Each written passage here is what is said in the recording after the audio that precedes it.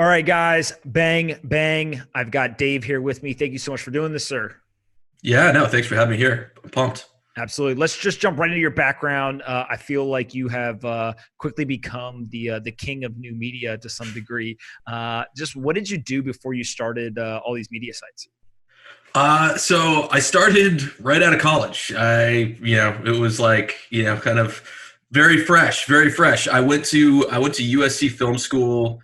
I wanted to be a film producer or TV producer, and then got out of school, went to work at Endeavor Agency, run by Ari Emanuel.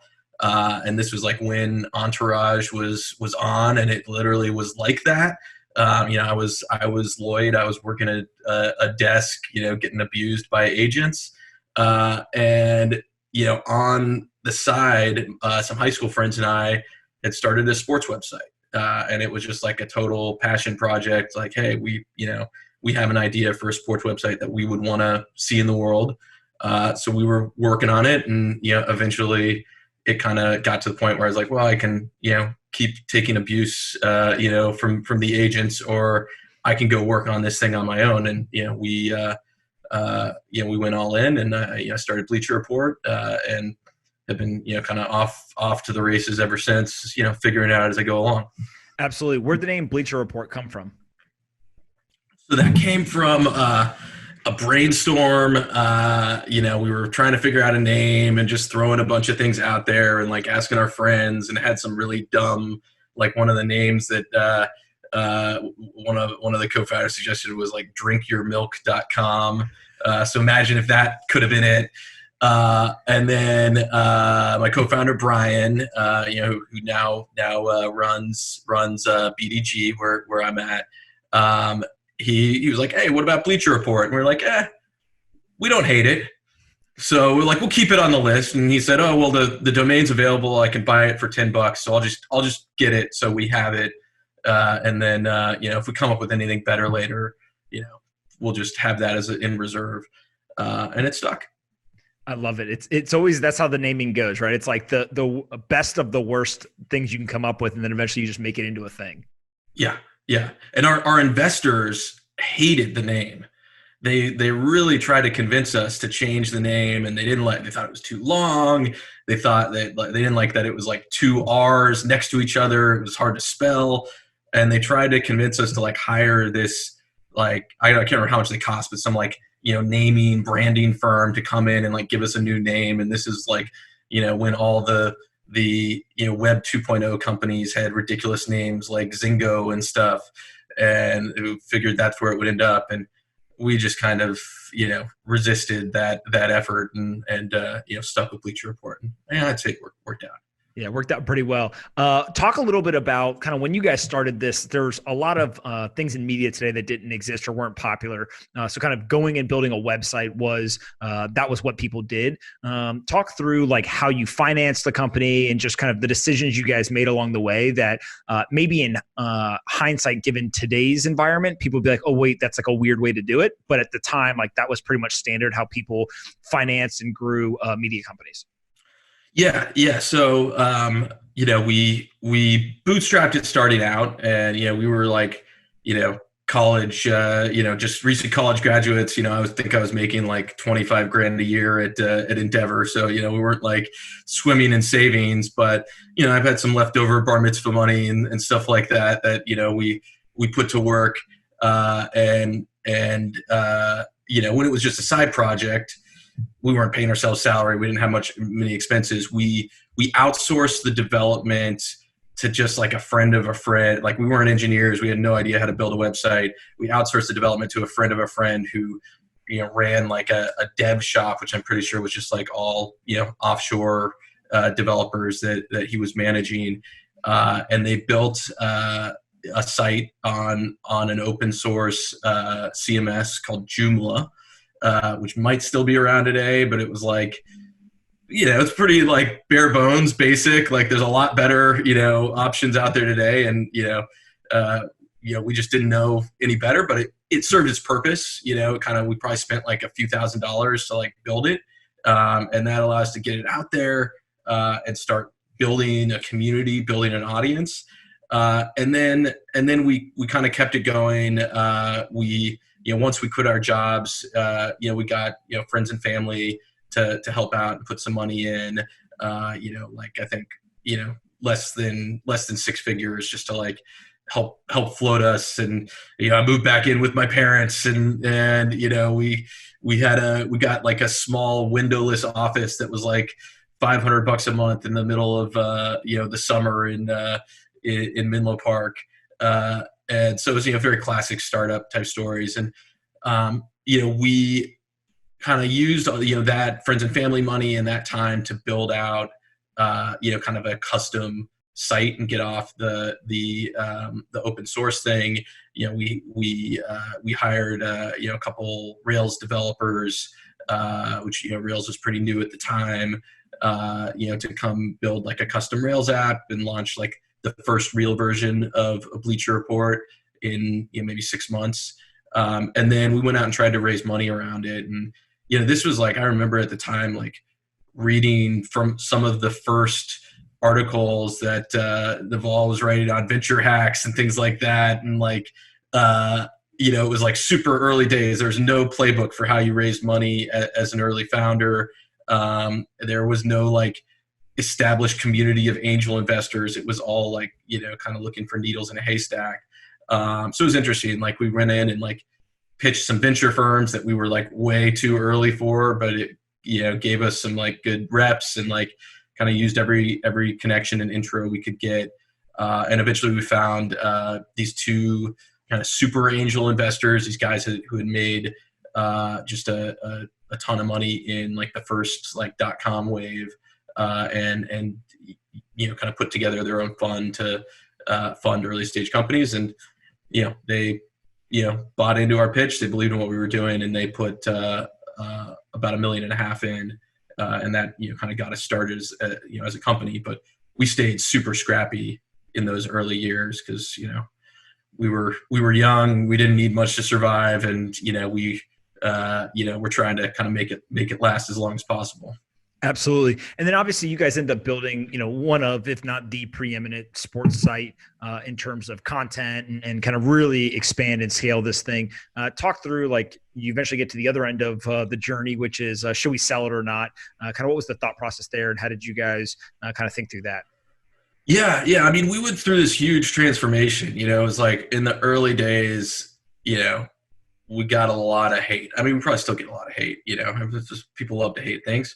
But, I remember, there was this like famous segment in the sports media world on, I think it was on Real Sports on HBO in the early days, where like Buzz Bissinger was like going just like crazy over sports blogs, and Will Leach from Deadspin, and like talking about how those guys were like, the worst thing that ever happened to sports media. And, we watched that and we were like, all right, we're part of this like upstart, we're going to like prove like the sports establishment wrong. But even the sports bloggers hated Bleacher Report in the early days, and like Will Leach and Deadspin. They were pretty, they tore everyone apart. That was their whole deal. But like, we got so much hate. We got so much, kind of, yeah, and some of it rightly so. Some of the stuff we were doing was not, it was like we had to continue to raise the quality bar over time. But eventually, we kept building towards like the vision that we wanted, and like all of a sudden the tables started to turn, and the quality went up. We started to bring in like more of the sports media establishment was recognizing what we were doing. We brought on a couple executives to join the team who came from like Fox Sports, Brian Gray, who was phenomenal, Rich Kalachi, who came from CBS Sports, as our chief revenue officer.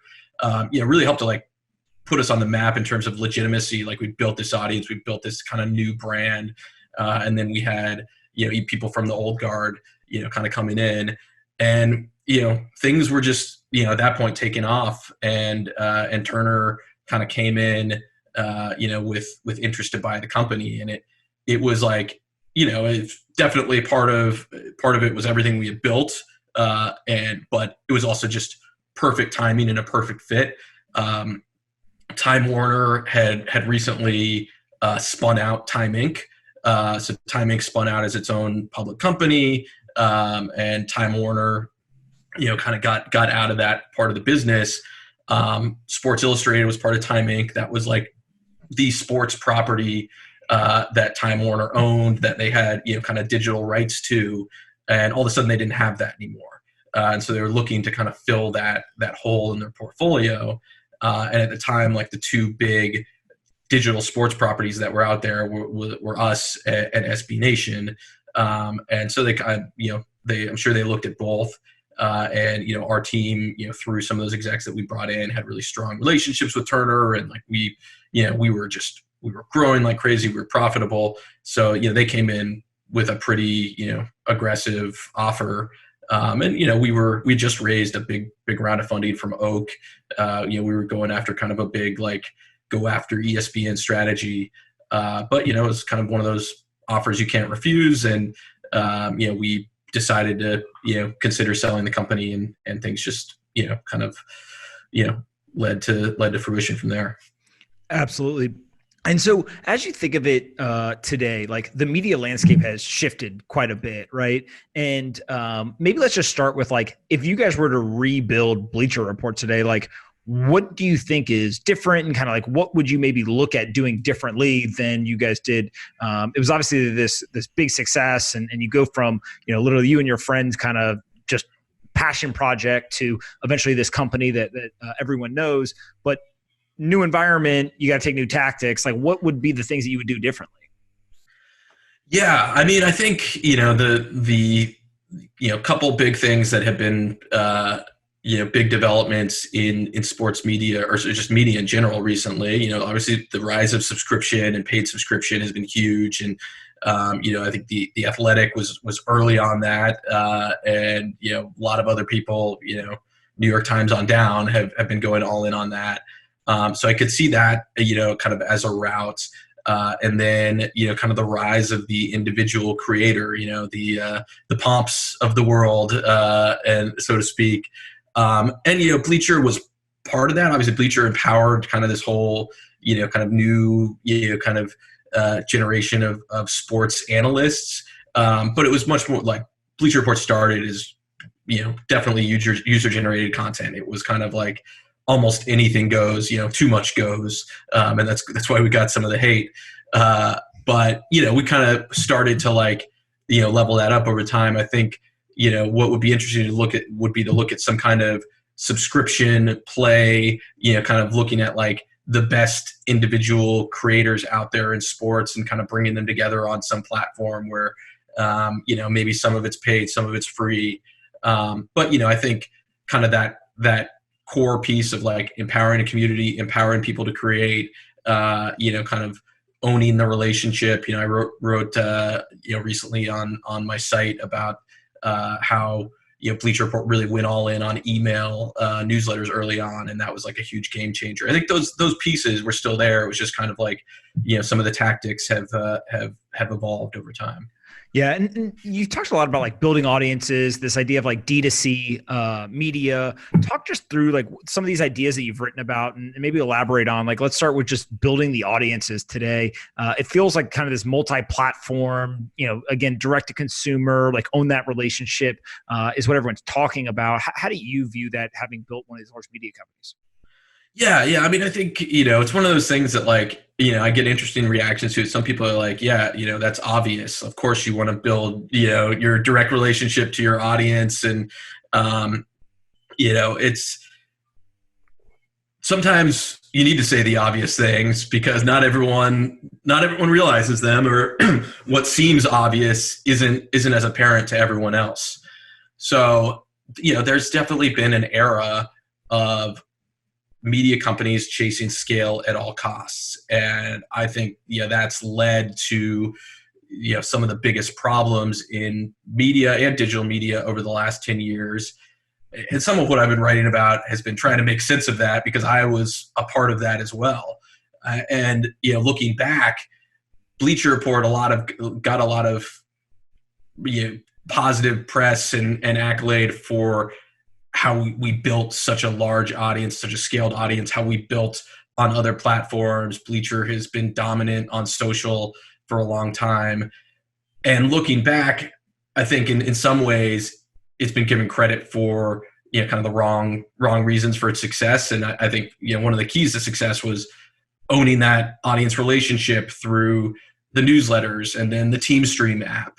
And so, I think we're going back to that time where the scale at all costs is just, it's a strategy that maybe a few people can play in. If you're really big, if you're really well funded, if you're going, where I'm at BDG Media, we have a huge portfolio of brands. We're reaching close to 100 million people a month. We're playing in the scale game, but few can play that game, and a lot of people who've tried have just hit a wall. But then you see a lot of other people who focus on a niche, focus on owning the audience relationship, owning that space, thinking about monetizing it in different ways. And there's so many more paths to success there, versus going to the go big or go home strategy. Yeah, and it feels also like because some of the changes to building the audience, that owning the relationship, it's also changed the funding environment. Like you don't see as many companies going out and raising these really large rounds on the media side. You've got everyone from kind of the morning brews on down. How do you look at that, right? I mean, there are still some, Barstool, comes to mind, and a few others, but it does seem like there's been this shift that, hey, you can build a lot of this without the venture funding, or maybe venture funding isn't the right path for some of these media companies. Yeah, I think it's a chicken and the egg thing too, because then I can say this from direct experience with my last company, Inverse. The venture funding environment for media just dried up in the last 3-4 years, and a lot of that was because of the well publicized struggles of these overly funded digital media companies that raised a ton of money and just couldn't get profitable, couldn't grow to live up to expectations. They were being given funding rounds at kind of tech venture valuations, but media lives on a different spectrum. And you look at Mashable, you look at Mike.com, and there was just a lot of kind of well publicized, even the ones who've done well, like no one knows, when BuzzFeed is going to have an exit, or Vox or BDG, where I'm at. It's an environment that's still very much in question. So that led to just a drying up of new funded companies and a new class of bootstrapped companies that were able to figure it out on their own and become profitable quickly, and realize that you can run a profitable, efficient media business if you aren't shooting for 100 million uniques and 100 million in revenue. And you might get there over time, but you can do it organically. And I early on I met like Sam Parr from The Hustle, and became an advisor, investor to him, and he's raised maybe $1 million, and like they're doing fantastic, and they've just been incredibly scrappy and focused on building the audience, building different products that cater to that audience, and being really smart and strategic about it. You look at Morning Brew, sounds like they're going to get acquired by Axel Springer for great valuation.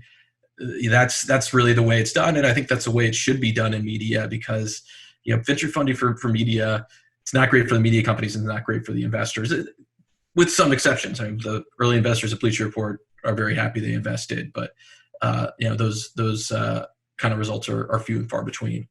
Yeah, and I think that now we're starting to see media companies figure out other monetization methods as well, right? So we talked a little bit, it used to be ad supported. Now you've got kind of subscriptions. We're also seeing merchandise. We're seeing all kinds of products. Like it just feels like when you don't have that venture funding, you have to focus more on revenue and profitability. What are you seeing on that front? Yeah, I think that's the lack of venture funding and the shift in, you have to focus on being profitable if you don't have funding. So publishers are going to experiment more early on. I raised money, venture money early for Inverse, largely looking at following a similar playbook as I did at Bleacher Report. So there were certain things where I was focused on. I need to get to enough scale to be able to attract bigger brand advertisers. I need to focus on growing uniques, because that's the primary metric that, uniques and top line revenue are the primary metrics that that most investors are going to care about for me to be able to raise my next round. What has changed is that, with that venture funding going away, you can kind of focus on different things. There were revenue streams I didn't focus on early on because I didn't feel like they were going to be impactful enough to be able to convince a big VC firm to come in for the next round. So I think it just changed the whole strategy and the whole dynamic, and led to people being a lot more experimental and really focus on building an audience that they really own and that they can engage with in different ways. Because if all you're thinking about is getting the biggest numbers possible, most of those people are not necessarily going to be very invested in your brand. They're not going to buy a product that you develop or sign up for a paid premium community or anything like that. And they're really just window dressing to try to help you get bigger advertising deals. Yeah. In terms of kind of when you see the audience development now, you were talking about uniques earlier. Is that maybe not as important kind of moving forward, and it's more of like how deep the relationship is with a smaller number, or how do you kind of think about some of those metrics, whether it's for investors, it's for advertisers, or just understanding the health of these media businesses, right? What are those metrics that you think now are important? Absolutely. Uniques really only matter if you're trying to sell brand advertising to big Fortune 100 brands. They care about that. There are certain brands that won't even take a phone call from you unless you're at 5 million uniques or 10 million uniques, or that the bar keeps going up. And when you're competing with Facebook and Google for some of those deals, you can't even be in the same conversation until you're many tens of millions of uniques. So it kind of leads to this vicious cycle where you have to keep growing to be able to make the money. But as you grow, the goal keeps getting pushed further away, and meanwhile you're not profitable. So that's a problem. And I think even in advertising, there's so much. Facebook and Google have also shown there's so much more advertising out there beyond those Fortune 100 brands. And they're the smaller advertisers, the direct to consumer product brands, they're willing to spend money with a lot of different partners. They're willing to test on smaller budgets, and they're willing to scale those up if they see results. So it's not brand advertising, it's performance driven. And that's what's driven the success of the Hustles and the Morning Brews of the world. And I think, it's starting to seep into just all of publishing in general. Brand advertising is great. There's definitely a place for that. It does work. And there's a reason that the Pizza Huts and the PepsiCos of the world are spending tens and hundreds of millions of dollars on brand advertising to, make sure you remember to buy their product. But there's a lot to be said for this more direct response, performance driven advertising, where you're actually getting someone to click and buy a product. And in today's world, with e-commerce as big as ever and just taking over, that's just going to become bigger and bigger. So email is such a great medium for that. That's why email newsletters are going off like no other right now. And even bigger publishers, that kind of direct response type advertising or affiliate has become big for places like Hearst and BDG and Condé. So it's kind of changing the world, changing the way people think about things.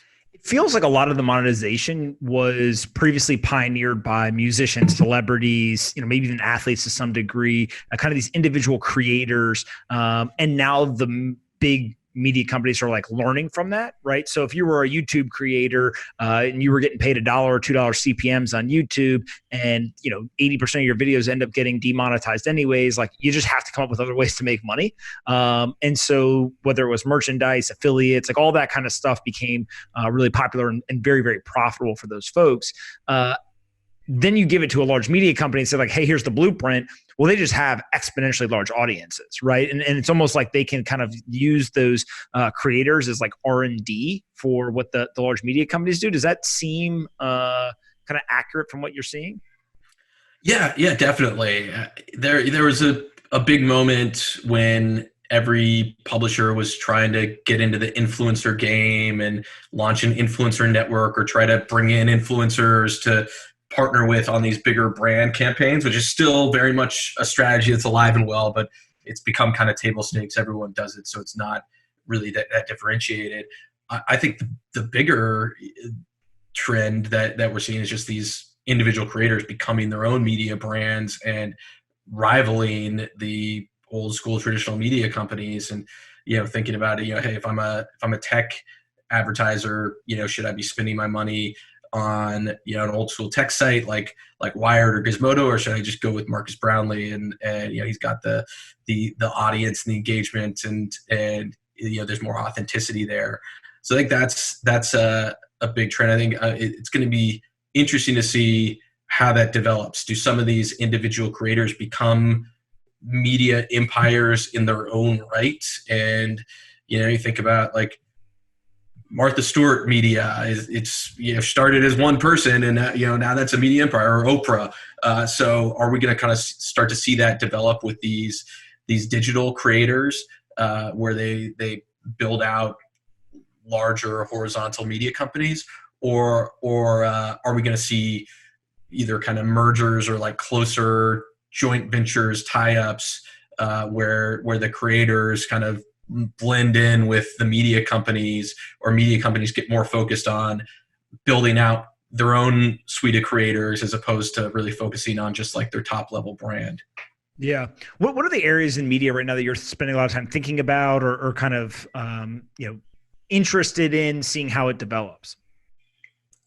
So I love the email newsletter space. I think there's a ton of open field there, and it's there's kind of a debate going on in the world of, are there have we reached peak saturation in newsletters? Everyone's got a newsletter, everyone's got a Substack, but the reality is that's in like the Twitter echo chamber, and the vast majority of people are not feeling like they're over inundated with newsletters, and probably haven't even heard of maybe even the top 10 people on Substack, let alone the other thousands of people who are trying to kind of build there.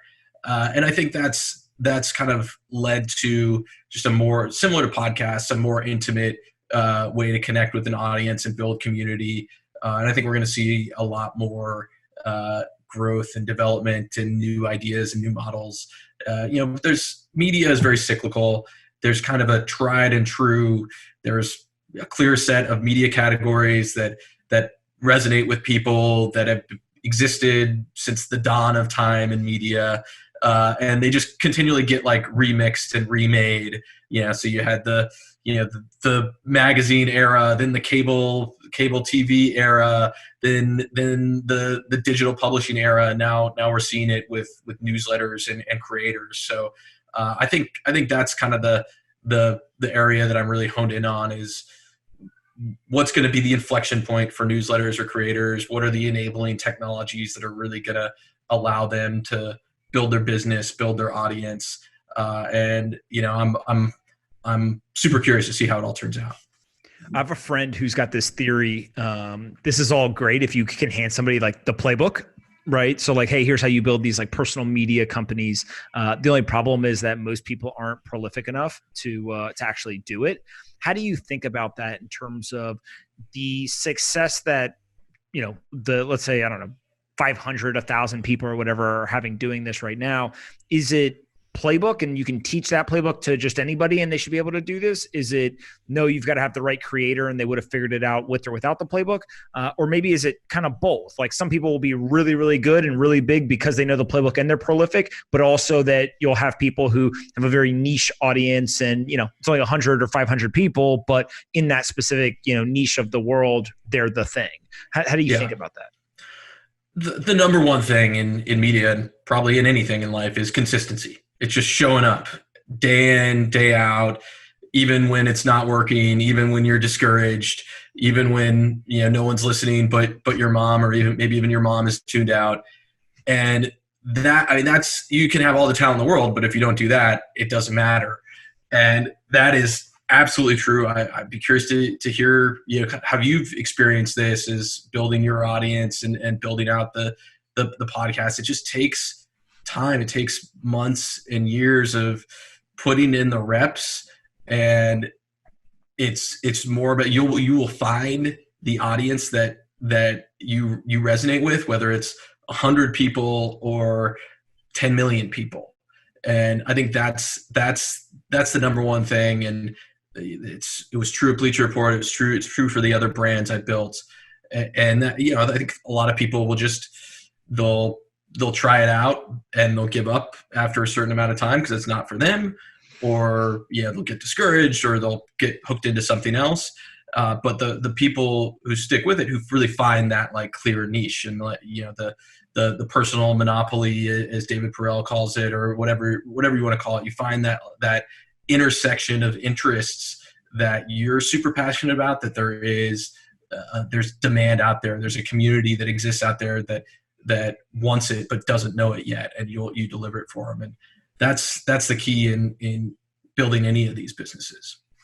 I can definitely confirm that the consistency is by far the most important thing. And I actually, in some weird way, always tell people it's persistence, because consistency just means like, hey, you're doing it every day. And that's actually like the correct term. But this word persistence is much more like, you've got to do it, right? Like if you're going to be the creator, you've got to be the persistent one. That leads to the consistency. And so it's interesting to kind of watch, I think, as, I'm sure you get the same thing I do. People come and they're like, hey, I want to do this. You're like, okay, here's the playbook. Like, go do it for 6 months. Yeah. 2 weeks later, like you never hear from them again. Right. And it's just kind of like, that is probably the number one killer of all of these, is just literally people stop. Right. And it could be for a legitimate reason, family, some situation, whatever. Or it could just be like, they didn't see results right away. Hey, I thought I was supposed to have thousands of, readers or followers or views or whatever. I don't have that. So like, it's not working. They just give up. It doesn't make sense. Yeah, definitely. And look, there's both a qualitative and a quantitative reason that you need to put in that many reps.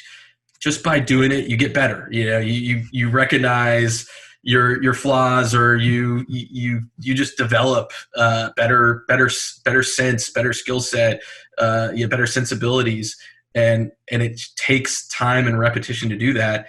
And then the other part is everything you create becomes a data point. And if you only do it a few times, or you do it haphazardly, it's hard to really draw any conclusions from, oh, people really liked this one thing I wrote, or this one podcast or video I created, but they didn't like this one. It's hard to know kind of what the reason is. But if you develop it over time, if you do it enough, you start to see patterns, and you start to understand, this is how I'm really resonating with this audience. This is what they really, really get and like, and this is what I can uniquely deliver to them. And you just need to do that hundreds of times, thousands of times maybe, in order to get a large enough data set to really start to make some of those observations. Yeah. It also feels in some weird way a comfort level as well. So it's like you can kind of learn, do all this stuff, but also it's very uncomfortable for people to write or to tweet a lot or to sit in front of a camera. Like whether you're a TV anchor or you're literally just on YouTube on your webcam, like there is this comfort level. And I think that one of the things that's been fascinating to me is like, I can now see somebody on camera and immediately tell you whether they've done it a bunch or not. Right. And you just kind of pick up on this whole idea of like, it's one thing to like do an interview. And then it's a whole nother thing to like sit there with the camera just on you with no editing and be entertaining, or to be to kind of hold people's attention. And to me, like that is the biggest argument for just like, you got to do it for a long period of time, because like you're saying, like anything else, you just have to improve at it. Right. And yeah. It just feels like that's kind of a lost piece of it. Everyone focuses on like, what am I saying? But if you actually look at like the best people, it's how you say it. It's when you say it. It's delivery. I mean, like every comedian, right? If you go talk to them about like stand-up comedy, they'll say, look, the joke is half what we're saying, but it's everything else that makes it, just as funny. And I think that's what kind of creators and people in these like personal media companies are learning right now.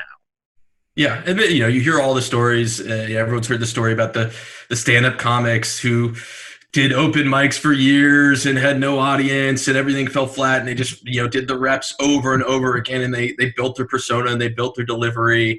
And that's the perfect kind of story for this, is that you have to do it. And I think a lot of people worry about like, well, what if I'm not good? What if people don't like what I have to say? I had those worries. I still have those worries when I go and do something like this. And I wrote something on my site about imposter syndrome and dealing with that. And I think it's something that we all feel, but you think about, okay, maybe it was Jerry Seinfeld had, would bomb for years and years before he achieved success. Does anyone go back and dig up those old routines of Seinfeld's to pick them apart? No one cares. No one cares about the early mistakes that you make. No one cares about, that your writing or your videos weren't as polished as they could be.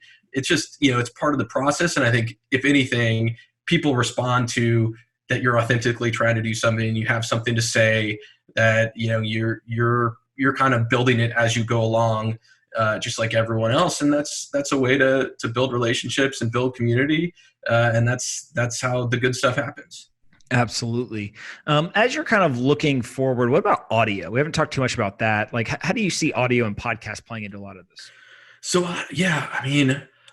audio is something that I don't have an answer for. Like, I'm still figuring out. I'd love to know what you learned through it. It's I would say among the most challenging mediums to build an audience for, at least in my experience. It definitely requires just putting in tons of reps. It's a very, very saturated space, not unlike what people are saying about email newsletters. But I think there, at least in my experience, I know the playbook for how you build an audience around email. Whereas audio, I found to be much more challenging to really break through. And I think part of it is putting in the reps and leveraging audience that you have elsewhere to be able to bring people onto a podcast. I'd love to learn how you built yours. I know like we have some podcasts at Inverse and Input that we launched earlier this year, and I think they're great, but we have 25 plus million people visiting those sites every month, and a lot of people subscribe to our email newsletters. We're still trying to peel away people by the dozens to come listen to the podcast and just get them to subscribe. And I know Morning Brew has had similar experiences where they've got this huge email list and they've had challenges building out their podcasts. And it's definitely a long-term thing. I think it's a great medium. And once you have someone, that's a super valuable relationship. But I think the growth and kind of the strategy around it's still a little bit of a mystery to me. Yeah. I always go back and forth on this because it's one of these things where like when you've got a massive, take Morning Brew, they got 2 million plus people on the email list. And when they're like, hey, the podcast, like cross-selling is really hard.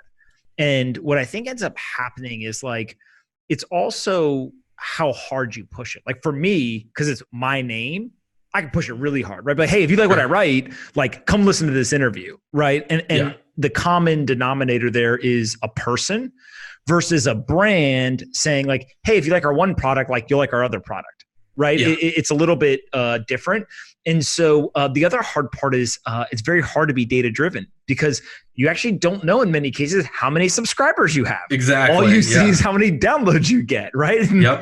And so you people forget that it's harder to do this stuff when you don't have access to the same information that you're used to on page views, emails, these other platforms. And so definitely there's days where either there's tons of downloads or there's not a lot of downloads. And we're kind of scratching our head like, why do you think that happened? And, everyone starts throwing out their opinions and you start realizing like, there's no science going on here, right? Like this is complete estimation or guesstimations in terms of what's going on. And you realize very quickly like, hey, it's hard to grow if everyone's just sitting around guessing all the time. Right. Whereas with email or anything like, if you do something, it worked or it didn't work. It had the intended impact or not. And so I think that's like a piece that people who aren't doing audio forget about a lot. Totally. Yeah. You don't know the subscribers. You don't know necessarily how long people are listening for or, what they're really enjoying or not. There's a lot of mystery there. And so you kind of have to fall back on just keep doing it and keep making it better. and over time, or, there's people, I think the biggest success that people have had has been leveraging multiple podcasts or guests or, things like that, which can be a great strategy. But yeah, it's a lot more of a anyone's guess type medium. Absolutely. What are you doing now? So I'm at BDG Media. They acquired Inverse a little over a year ago. So Inverse is a company I started about 5 years ago after selling Bleacher Report. Similar model, similar playbook, focused on science and innovation and geek culture. And we were acquired by BDG, run by my old co-founder Brian Goldberg from Bleacher Report. They've built out a portfolio of brands, starting with Bustle, down to the Zoe Report, Romper, Elite Daily, and they brought in Inverse along with Mike.com and another brand we launched called Input to build out this new portfolio of brands called the Culture and Innovation portfolio. So we're the side of the company that focuses more on tech and culture and some of these other topics. So I've been building that out. I've been working with Josh Topolsky of the founder of The Verge and fame from tech media on growing that and continuing to build out Inverse, which has just grown tremendously since we joined the company. That's awesome. Where can people find you on the internet? So I just launched my own personal site, davenemetz.com. Check it out. It's my first, I've launched big websites and done big launches. And it's my first small little personal project in forever, probably since like the early days of Bleacher Report. And it's just a way for me to kind of get in touch with this new brand of creator-driven media and not necessarily throw my hat in the ring, but experience it firsthand. And I've been writing weekly essays on everything from the strategies that we used at Bleacher Report to lessons from the media world to just general personal essays. So yeah, DaveNemetz.com and then at Dave Nemetz on Twitter. It's fantastic, man. And the essays are very good. So please keep writing them because thank you. There's a bunch of people who are learning from them. So and from a selfish standpoint, it's fantastic that you're doing that. I ask everyone the same two questions as I go to wrap up, and you'll get to ask me one. First is, what's the most important book you've ever read? I have to say Man's Search for Meaning, Viktor Frankl. I'm sure that's probably a popular choice, but definitely had a big impact on me and how I think about the world. And I've been in my recent more adult days, doing a lot of reflection in the quarantine world and trying to think about how to have the right mindset and right approach to everything from raising a family to pursuing new goals. And that's a book that just helped me stay very, very centered in a lot of that. I love that answer. Second question is more fun. Aliens, believer or non-believer? Oh, definitely believer. It's happening. I mean, it's on the 2020 bingo card, so we've only got a couple months left. I was very pumped when there was the news like a month or so ago that they found possible evidence of alien life on Venus, the underdog for harboring life in the solar system. So I hope we learn more about that. I'm planning a cross country road trip with my family for later this year, and Roswell, New Mexico is definitely on the list of stops. I made sure of that. So yeah, I'm all in on the aliens. I hope they come soon. Do your kids ever ask about the aliens? Like, do they understand Roswell and kind of is there excitement there, or are they basically going to be like, Dad, why are we driving so far out of the way? Yeah, no, my 5-year-old, she'll be very into it. She loves space and astronauts, and she's a little afraid of black holes, so we have to kind of tiptoe around those. But I'm sure she will be very pumped, and we'll probably have to buy a bunch of alien memorabilia while we're there. I love it. What one question do you have for me to finish up? What do you see for the future of the Pomp media brand? What's the long-term strategy of what you've been building? Where would you love to take it? Products. I mean, I think that there's a ton of people who, and I've talked about it before, like the Joe Rogan deal or else, other types of deals. And they're like, oh, I can't believe they did that type of licensing deal or whatever. To me, it's like that stuff is the small details that don't matter nearly as much as just like, how are you monetizing? Right. And how you monetize, it's ultimately a vertically integrated kind of full stack, build in reverse almost this product company, but you do it by first building out the marketing and finding the customers. And then it comes much, much easier to actually go and build products that get product market fit.